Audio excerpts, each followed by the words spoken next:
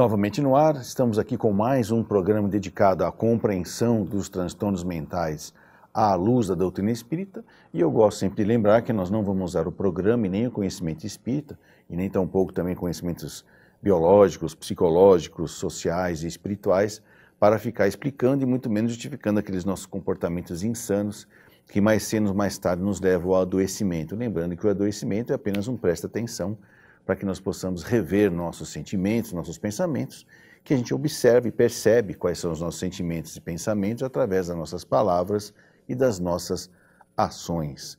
Na semana passada, que era a véspera de Natal, nós falamos então sobre as neuroses de Natal. E quando a gente fala de neurose, nós sabemos que neurose é todo aquele comportamento que a gente repete, não reflete sobre ele e sempre fica esperando um resultado diferente da nossa repetição. Por isso que acaba virando uma neurose. E no Natal a gente conversou sobre as neuroses. E aí eu peguei como pano de fundo, né, vamos dizer assim, a gente poder estar falando sobre as neuroses, o ciclo das neuroses, que nós já temos aqui até em formas de CD, que nós já falamos sobre os assuntos, né? O ciclo da neurose é raiva, culpa, o medo e controle. E aí a grande resposta para tudo isso é realmente a boa nova, o Evangelho de Jesus. E aí hoje nós vamos falar sobre isso, sobre as raivas, as culpas, os medos e os controles que antecedem o ano novo, né? Ou seja, toda vez que você pensa a respeito de começos, né, ou de inícios, ou de novo, vamos dizer assim, a gente entra também numa neurose. E quando a gente fala de neurose, nós vamos pensar aqui em termos de doença neurose, né? Porque a doença neurose é uma doença grave, tá? Talvez aqui a melhor palavra seria falar o ciclo dos problemas emocionais, né? Mas mais coloquial falar o ciclo das neuroses, porque problemas emocionais todos nós temos. Não tem quem não tem problema emocional, todos nós temos. Estamos sempre lidando com eles, usando os nossos mecanismos de defesa, em que a gente consegue lidar com maior ou menor eficiência ou eficácia com as frustrações que temos que lidar na vida. Frustrações do ponto de vista de atender necessidades biológicas, necessidades psicológicas, necessidades sociais e necessidades espirituais.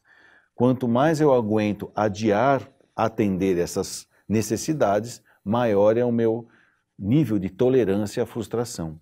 E a gente costuma dizer que excesso de tolerância deixa a gente com um problema emocional além da conta, causando patologias, que isso é neurose. E quando os nossos mecanismos de tolerância falham, nós também entramos para algum problema mental ou emocional que nós chamamos grave ou que pode interferir na nossa qualidade de vida, que é então nós chamamos também de neurose por omissão ou por excessos. E isso nós comentamos também lá no Natal, e hoje nós vamos comentar aqui, antecedendo um pouquinho aí as vésperas do Ano Novo, né? E então a gente percebe que a gente faz promessas, né? Toda vez que tem uma fase nova, né? Segunda-feira é o Dia Internacional do Regime, né? O Dia Internacional de você mudar alguma coisa na sua vida. E eu imagino que 1º de janeiro é o ano em que é o dia em que mais se ouve promessas, que muitas das vezes não é cumprida, não porque as pessoas não queiram, ou não têm vontade, ou não conseguem, mas é porque as promessas são coisas fáceis de se fazer, porém o mais difícil em cima delas é o planejamento para que elas possam ocorrer. E aí então é que entram as neuroses. E aí, para ter a neurose do Ano Novo, é que a gente vai analisar elas do ponto de vista daquilo que nós já conversamos em outros programas da rádio, que acabam criando aqueles CDs que vocês podem encontrar lá no site da editora Mundo Maior, que é o ciclo, né? A raiva, a culpa, o medo e o controle, que vocês podem depois ver o endereço e adquirir esses CDs, que na realidade já existe há algum tempo, mas fica aí para quem quiser se aprofundar. E é claro, como parafraseando um colega, não vamos trazer aqui só a problemáticas, vamos trazer também aqui a solucionática, né? Ou seja, qual é a resposta para isso tudo, que é um outro CD chamado A Resposta, que nada mais é do que a sabedoria das parábolas de Jesus, nos auxiliando a romper esse ciclo da neurose. Mas vamos falar então um pouquinho agora das raivas do Ano Novo, né? O que nos dá raiva, né? Lembrando que raiva sempre vai aparecer na nossa vida. fisicamente falando, a raiva é uma reação orgânica que nos prepara, tá, para nos defendermos de algum tipo de ameaça. Então, se você está no ônibus tranquilamente, né, e alguém pisa no seu pé, você vai dizer para ela assim: louvado seja Deus pelo seu pezinho em cima do meu calo. Não, você vai pensar num palavrão, vai dar um empurrão, que é uma coisa meio reativa para tirar, que é bem pelo estímulo da dor. Depois você pode até pedir desculpa pelo seu rompante desagradável, mas a raiva te prepara para se defender ou para fugir da ameaça. E o que o Ano Novo nos ameaça, né? O que ele faz a gente se sentir ameaçado? Provavelmente o Ano Novo nos traz aquelas ideias das inovações que no ano passado eu tentei fazer e não consegui. A gente começa a fazer promessas também. Promessas ou planos, ou pelo menos pretensões, como a gente fala, a gente pretende no ano que vai começar, tudo que tem a ver com o nosso corpo, com o nosso psiquismo, com o nosso lado social, que é de convívio, que tem a ver com família, trabalho, escola, e também tem a ver com a parte espiritual, né? O para que eu existo. Normalmente as pessoas começam a fazer planos com aquilo que é mais concreto, né? Ou seja, e mais próximo, que é o seu corpo. Aí nós vamos ver que no Ano Novo existem umas musiquinhas, né, que falam muito sobre isso, né? Com muito dinheiro no bolso, né, e saúde para dar e vender. Aí a gente fica imaginando, para que tanto dinheiro, né? Por isso que tem que ter dinheiro e tem que ter saúde. No entanto, olha o que acontece, as pessoas adoecem para conseguir o dinheiro, né? Trabalham de uma maneira exacerbada, vivem em regime de guerra, que é o que a gente vive, né? Vocês querem ver um exemplo? Como a gente vive em regime de guerra, é só ver os produtos que a gente usa para comer.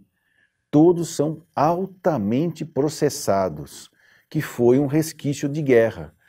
Como que você faz, por exemplo, para o leite não estragar? Né? Para o cara chegar lá no fronte e para os soldados tomar. Ou ele já vai estragado, certo? Em forma de iogurte, né? Ou ele vai com super conservantes e usando aquela pasteurização, que é ferver o leite e esfriar ele subitamente, né? Isso é a pasteurização, que na realidade mata uma série de bactérias, que é o que fazem o leite estragar, porém isso já estraga o leite na sua origem. E hoje a gente começa até a pensar assim, então por que eu tenho que tomar leite, né? Alguém inventou que leite faz bem em função do comércio do leite, né? Há trabalhos científicos que já demonstram que o leite seria bom só para o filho da vaca, né? E aí a gente vai lá e toma o leite da mãe dos outros, né? Que talvez fosse até bom até uma certa idade, mas depois de adulto realmente provavelmente não é muito indicado, né? Mas estou falando nisso no sentido de como a gente acaba vivendo em regime de guerra, né? Tudo em nome do dinheiro, né? E não é isso uma influência só norte-americana, não, né? Porque mesmo aqueles que são contra o capitalismo também vivem atrás do dinheiro e fazem coisas muito mais esquisitas e medonhas do que só se maltratar para conseguir o dinheiro. Maltrata os outros, né? Explora os outros para poder ganhar dinheiro. E isso vai nos torturando, lenta, gradual, porém de maneira sucessiva, progressiva, através do tempo.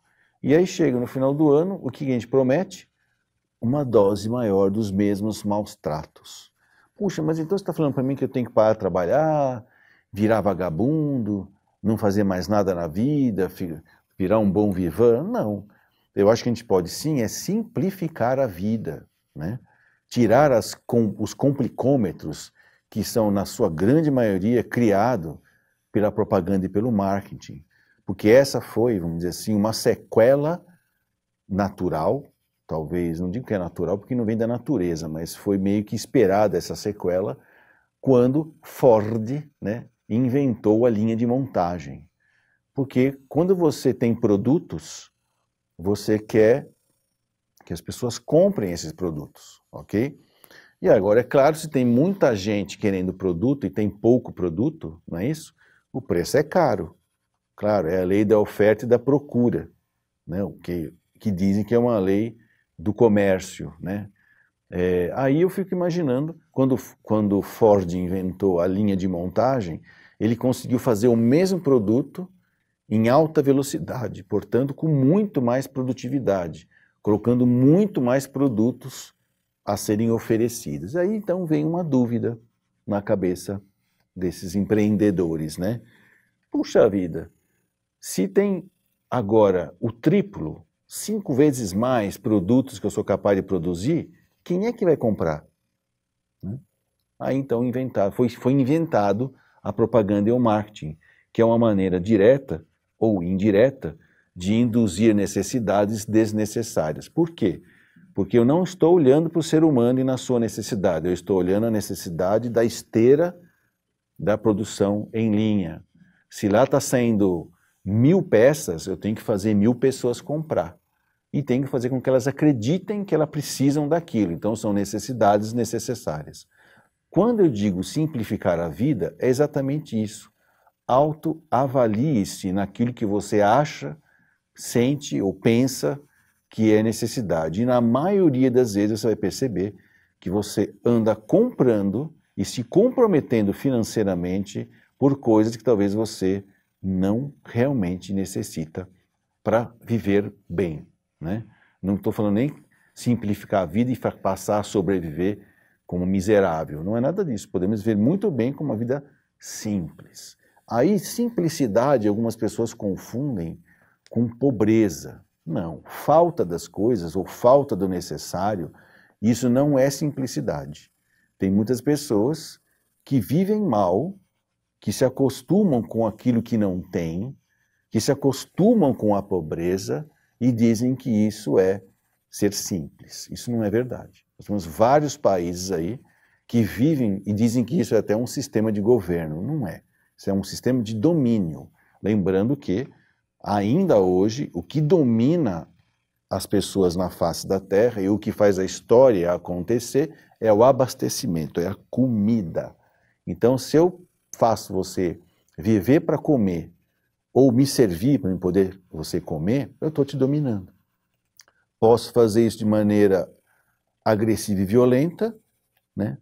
Ou posso fazer isso de maneira sedutora e agradável, né? Que aí nós vamos pensar em esquerda e direita, né? No sentido político das organizações dos países, das nações, né?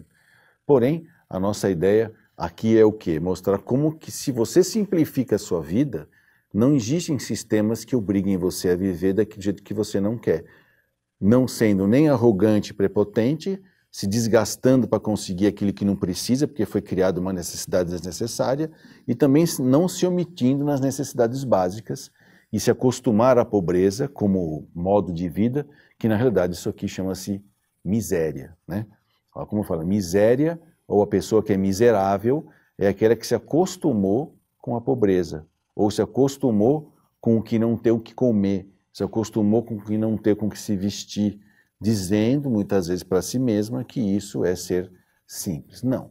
Ser simples pode ser, inclusive, por exemplo, como grandes empresários brasileiros, que também já morreram e que eram muitas pessoas muito simples. Estou tentando lembrar o nome de um deles, que é o presidente da Votorantim. Estou tentando lembrar o nome dele. E ele realmente é uma pessoa muito simples, né? Meu pai chegou a conhecer ele, meu pai disse que já ouviu ele falar numa época em que ele ia disputar o governo do estado de São Paulo com mais algumas pessoas de caráter duvidoso, e na época ele perdeu, né? E ele comentou em off que graças a Deus ele tinha perdido a eleição porque ele queria continuar sendo honesto, queria continuar sendo mente aberta e ter boa vontade, ou seja, viver assim, a simplicidade dele, tal como a gente vê ele andando lá no Hospital Beneficência Portuguesa, preocupado que ele fazia aquele trabalho de administração. É o Antônio Hermílio de Moraes, né? Eu vi ele escrevendo ali no cantinho, não é porque eu lembrei, não. O Antônio Hermílio de Moraes, a gente via ele andando lá no Beneficência Portuguesa e ainda às vezes conversava com ele, porque ele cuidava da parte de atendimento, e ele fazia aquele trabalho de administrar aquele complexo hospitalar voluntariamente, ele não ganhava absolutamente nada para isso, né? Então, a gente observa que, mesmo a pessoa tendo todo um poder, uma capacidade de gerenciar, de governar, de liderar, as pessoas podem simplificar a vida. E ele não era miserável, não, tá? Ele andava com os carros deles antigos, que eram aquelas antigas Caravan da Chevrolet, mas todas impecáveis, todas bem cuidadinhas. Não eram um luxo, mas também não eram um lixo, né? E aí a gente fica imaginando, puxa vida, então, para o ano novo, quais são as minhas raivas, né? É tudo aquilo que eu não fiz e que eu não fiz no ano passado e que agora eu quero fazer no ano novo e faço planos não realistas, fingindo que eu vou conseguir fazer uma coisa que eu não deveria nem estar começando a pensar em fazer. E aí desta raiva de perceber que o meu real tamanho não foi respeitado por mim mesmo, que caí nas enganações das propagandas, tanto de políticos como de empresas, para vender coisas desnecessárias, me dá culpa, né? Porque depois da raiva vem a culpa. Caramba, se eu tivesse economizado mais, né? Se eu pudesse ter planejado melhor as minhas compras, o meu dia a dia, eu teria economizado. E aí, agora no final do ano, eu já estaria com muito dinheiro no bolso. E aí eu podia pensar assim, pelo menos você não estaria no cheque especial, ou com a sua alma rendida a algum sistema financeiro aí, que faz você entrar em empréstimos infindáveis de juros, né? Desde pequeno escalão, né? Pessoas que emprestam 500, R$1.000, até pessoas que emprestam bilhões para poder salvar suas empresas, todas elas carcomidas por leis totalmente desiguais e desnecessárias num país complicado, onde a gente percebe que a governança que não tem honestidade cria dificuldades para vender facilidades. E aí vem pano para a corrupção. E aí fica a ideia dessa sensação de ter culpa, dessa raiva que a gente sente, de não ter vivido o que poderia ter sido vivido de maneira intensa e prazerosa, mesmo que seja de maneira simples, mas não miserável e também de maneira não arrogante e luxuosa. Aí é que vem a nossa sensação de culpa. E aí quando bate essa culpa no final do ano, né, fazemos promessas ainda fora do nosso real tamanho, o que nós chamamos de planejamento, planos não realistas para o ano que vem, né? E aí a gente conta com a nossa memória, né? Que depois de algum tempinho desse ano novo, a gente começa a fazer tudo igualzinho, entra naquele forfé de repetir as mesmas coisas, esperando que no final do ano nós tenhamos resultados diferentes. É exatamente isso que a propaganda e o marketing, a serviço do domínio da vida das pessoas, fazem você sentir, né? A raiva, para depois ter culpa, e aí se permitir fazer coisas que não só te empobrecem do ponto de vista financeiro, deixando você sempre dependendo de um sistema financeiro, ou seja, eu te governo pelo estômago, mas também deixando você no cabresto, ou seja, ainda dominamos pelo estômago, somos dominados pelo estômago. Então, estuda a tua raiva, né? E estuda as tuas culpas para que você não seja mais manipulado durante o ano que vem, né? Não se deixe mais levar por nenhum tipo de conceitos ou ideias que são dos outros e não são realmente suas. E se você já está atolado numa ideia, vá se desvencilhando dela, ou seja, vá simplificando a sua vida. Descomplicar a vida é rever os velhos hábitos, os velhos pensamentos e os velhos sentimentos, colocando eles mais próximos da Boa Nova, ou seja, do Evangelho de Jesus, que nos trouxe pessoalmente e nos exemplificou pessoalmente o que é essa lei maior que governará a todos nós, que é a lei do amor. E aí então, pautando o nosso dia a dia neste foco, que é a lei do amor, aos poucos eu vou realmente aprendendo a viver e deixar os outros viver. E com isso é o que significa simplificar a vida, não se deixando levar pela maratona de informações manipuladoras da propaganda, do marketing e de toda essa rede social agora eletrônica que acaba nos induzindo às mesmas ideias de consumir para ser feliz, ok? Nós estamos indo para o nosso intervalo do programa e a gente volta já já para continuar falando dos outros dois aspectos, né? O medo e o controle, ok? Até já.